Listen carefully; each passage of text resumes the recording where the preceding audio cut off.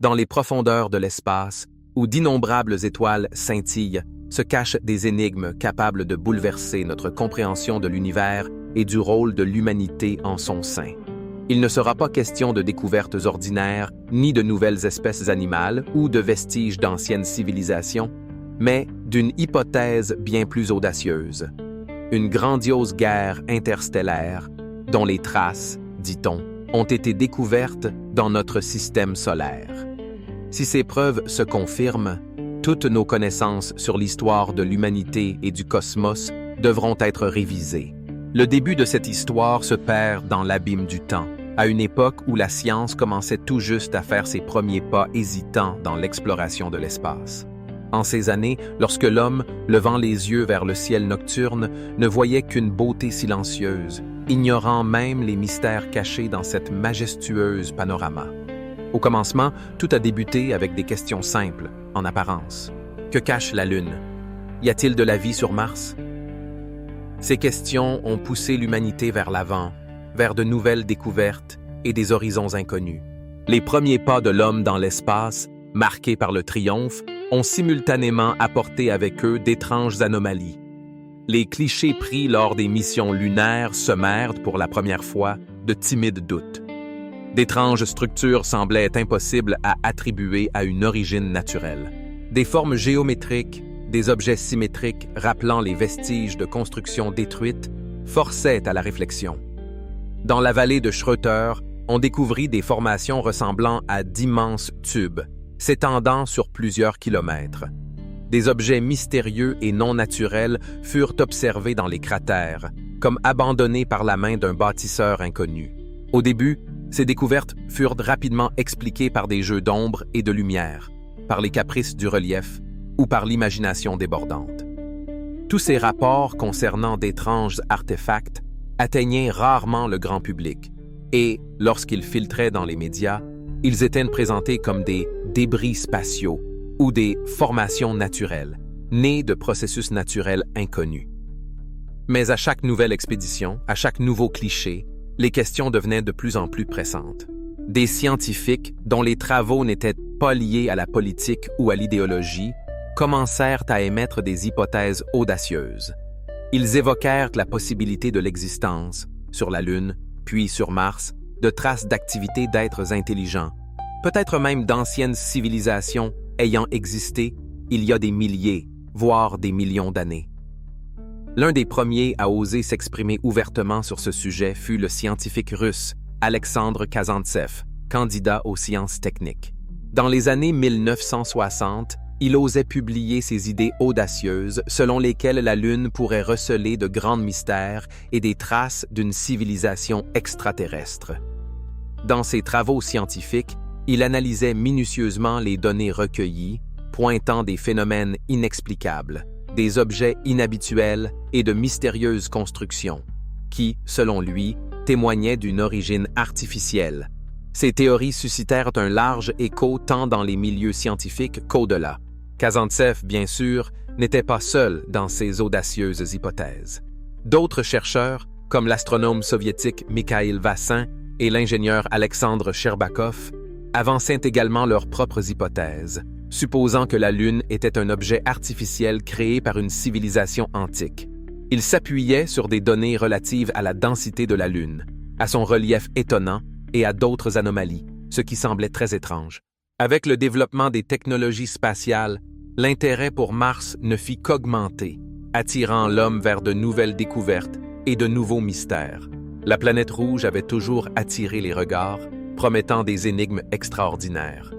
Mars devint la prochaine cible des chercheurs, et il s'avéra qu'elle recelait encore plus de secrets que la Lune, narguant l'imagination par sa grandeur. Les images capturées par les engins martiens ont relancé les spéculations des chercheurs sur l'histoire du système solaire. Les découvertes, selon les scientifiques, laissaient entrevoir des événements bien plus importants que ce que l'on imaginait auparavant. Les traces sur Mars se sont révélées bien plus stupéfiantes que sur la Lune. Des structures géométriques parfaites, rappelant des villes et des forteresses antiques, se sont dévoilées sur les photographies. Le célèbre Sphinx, dans la région de Cydonia, a suscité de nombreuses controverses, mais s'est avéré n'être qu'un premier pas. Des recherches ultérieures ont démontré que le Sphinx n'était pas un objet isolé, mais faisait partie d'un vaste complexe comprenant des pyramides, des routes et d'autres constructions. L'archéologue et ufologue Richard Hoagland, l'un des plus fervents partisans de l'idée de l'existence d'anciennes civilisations sur Mars, fut parmi les premiers à attirer l'attention sur ces anomalies.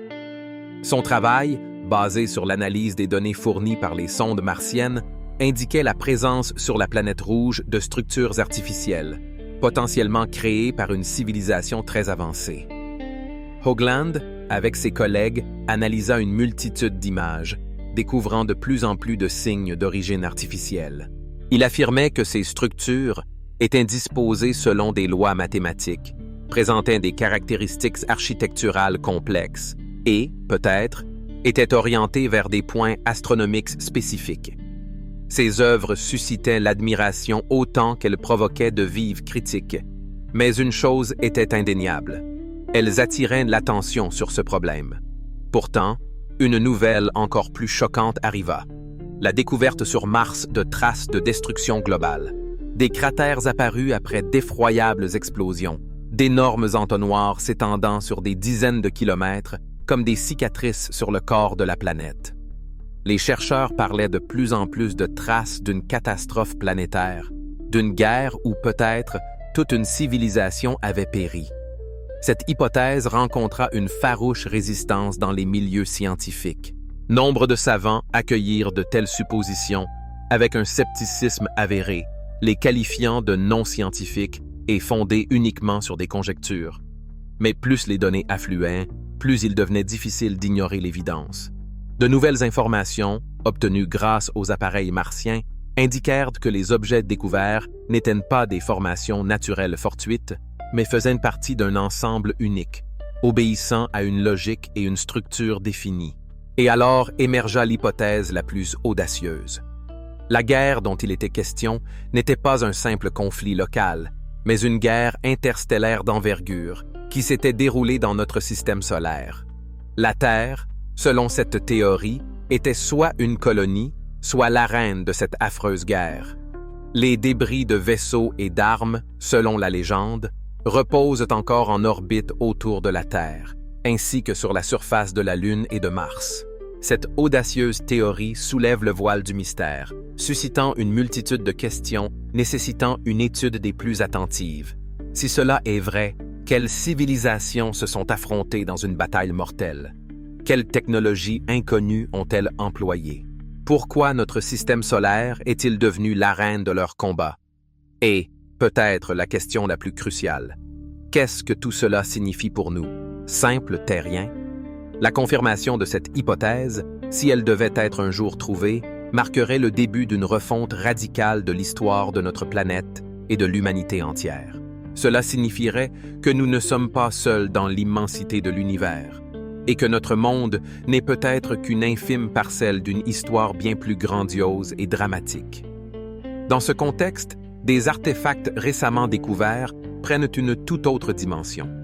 L'un des exemples les plus intrigants est ce que l'on appelle le mécanisme d'Anticythère.